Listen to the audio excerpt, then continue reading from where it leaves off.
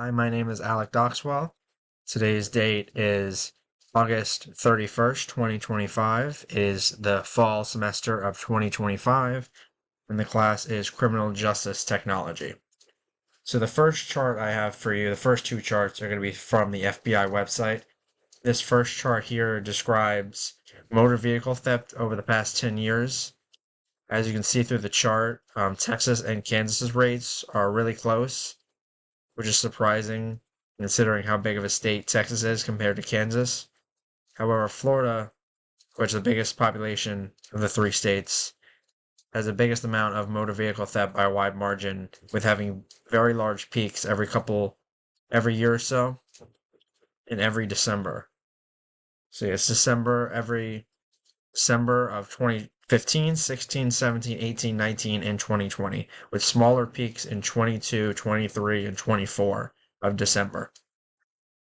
This shouldn't come as a surprise as, later in the year in like the fall and winter, a lot of people from up north come down. This is like a warmer state. They want to come down and spend the winter here and not be freezing every day. So population goes up and probably the amount of theft goes up, whether it's them doing the theft or them being the ones that received that are getting stolen from.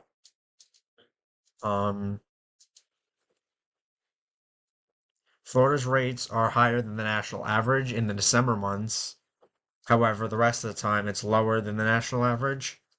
These criminal rates are important because they show police forces when crime is likely to increase in certain areas so they can be alert for it. For example, like police forces in the state of Florida have to be on alert and have extra crew out there because in every December, the rates go up, so they have to be ready for it.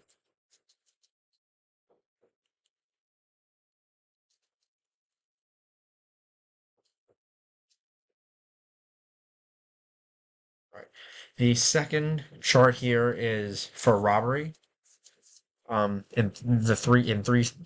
these three states, Florida, New York, and Texas. Texas is very consistent, staying actually really low, which is surprising because they're a big state with a big population. Robbery and motor vehicle thefts. New York's robbery rate is also very low, despite the large population. However, they do have a little spike in December of 2022, but except for that, they seem to be very low.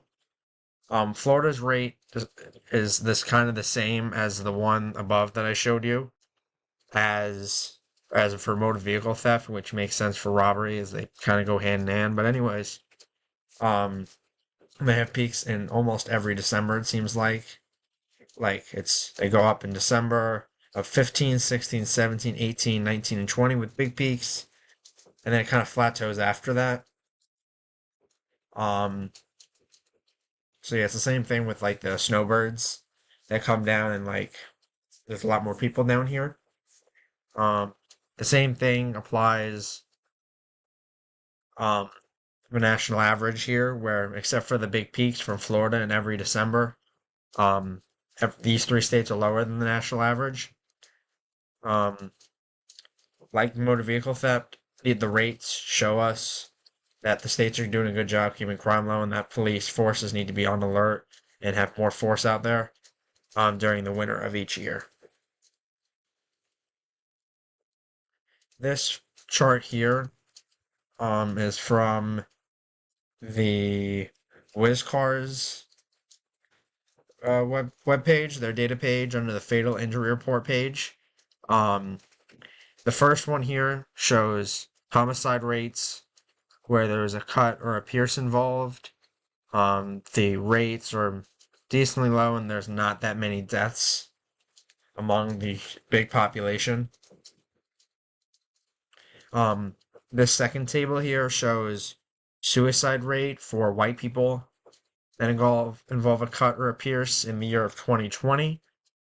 All the numbers here are significantly lower than the homicide rate, despite not that much less of a population. The third table here shows suicide rates by drowning in the United States, including transport in the year 2020.